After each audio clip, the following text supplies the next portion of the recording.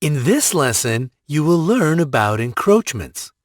An encroachment occurs when improvements to real property intrude, unlawfully, onto another's adjacent property. In a previous lesson, you learned about easements, where one property owner allows another property owner to use a portion of their property for some purpose. In an encroachment, one property owner is, in effect, using part of a neighbor's property in an unwanted manner. In an encroachment, an improvement to one property owner's parcel intrudes on a neighboring property owner's parcel. To intrude on another parcel of land may mean that a structure is on the land itself. It can also mean that something is hanging over a neighbor's property. Encroachments can take several different forms. Let's look at a few examples to illustrate some common encroachments. Bill and his friends spend all weekend adding a third garage stall onto his garage so he has somewhere to keep his motorcycles. When his neighbor, Ann, gets home after being out of town, she notices that the new garage stall actually extends onto her property. This is a classic example of an encroachment. It does not matter whether or not Bill knew where the property line was when he built the extra garage stall. His garage is an encroachment on Ann's property. Similarly, if Ann had built a new deck onto the side of her house and the edge of the deck hovers over Bill's yard, she would be encroaching on his property too, whether or not she intended to do so.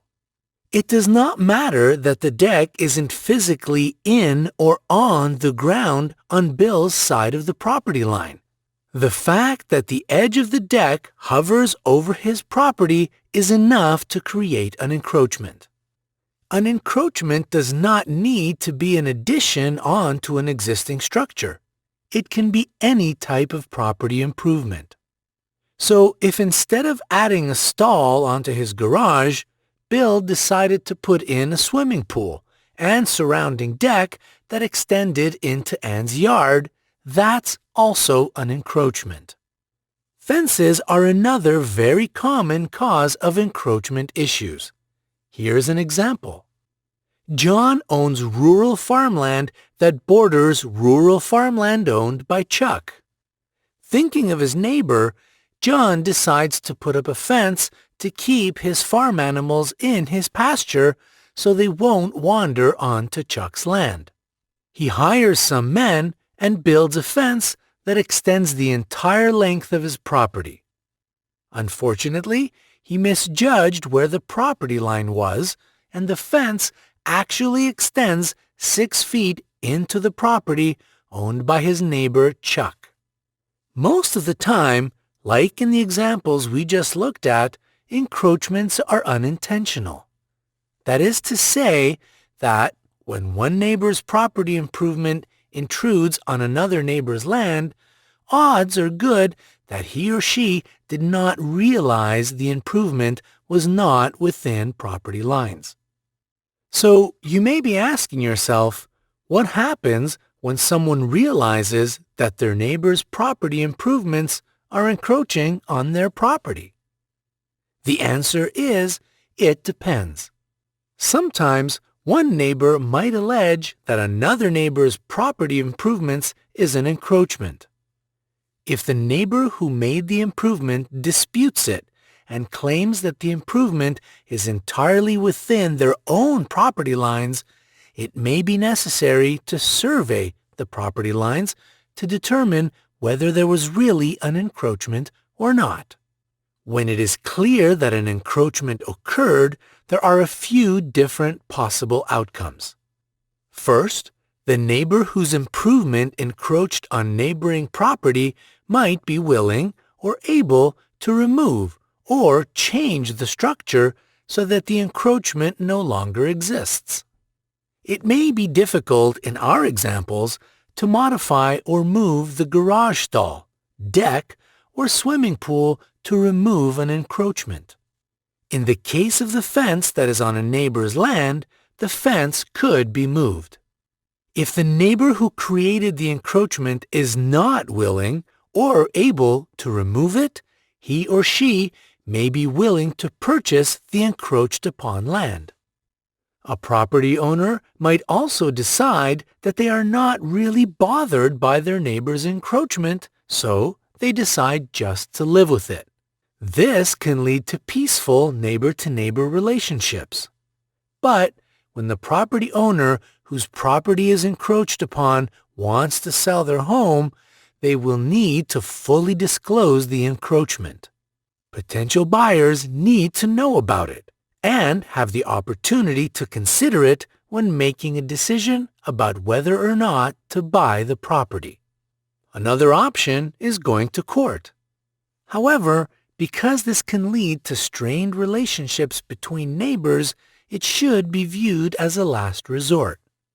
Through a court proceeding, the injured homeowner, the one whose property is encroached upon, may be able to get a quiet title action and an ejectment action against the neighbor. However, there are no guarantees and the process can be long. When one neighbor has been improperly using another neighbor's property for a long time, it is possible that the court could find adverse possession and the neighbor whose improvement started the whole thing could prevail. One possible outcome of taking the encroachment matter to court is an easement by prescription, also referred to as a prescriptive easement. With a prescriptive easement, the court may grant rights to the property owner whose improvement encroached on their neighbor. One common example of this is with a fence built in the wrong location. For a prescriptive easement to occur, the use of the land has to be open, notorious, hostile, and continuous for a period of years. That time period differs from state to state. Let's look back at our example from earlier. In that example, John built a fence along what he thought was the property line dividing his rural farmland from land owned by his neighbor, Chuck. In reality, he had the measurements wrong and built the fence 6 feet over the property line on Chuck's parcel of land. Let's assume that after the fence went up, John's farm animals used all of the land within the fenced-in area, including the part that actually belonged to Chuck on a daily basis. For the purposes of this example, let's also assume that John and Chuck live in a state where the statutory period for adverse possession and prescriptive easements is 7 years. 8 years after the fence went up, Chuck learned that the fence was actually encroaching on his property, and he confirmed this with a land survey. He asked John to remove the fence, but John refused.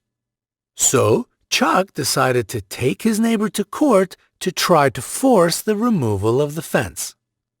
Does this give rise to a prescriptive easement? If we revisit the requirements for a prescriptive easement, we will see that the use of Chuck's farmland was hostile. It was used without Chuck's permission. The use of the land enclosed by the border fence was open and notorious. John didn't try to hide that his animals were grazing on that strip of land. John's animals used the land on a continuous and uninterrupted basis for longer than the 7 years in the state statute. While the ultimate decision will be up to the court hearing the dispute, it is possible that Chuck will lose and that the court will grant a prescriptive easement to John for this encroachment.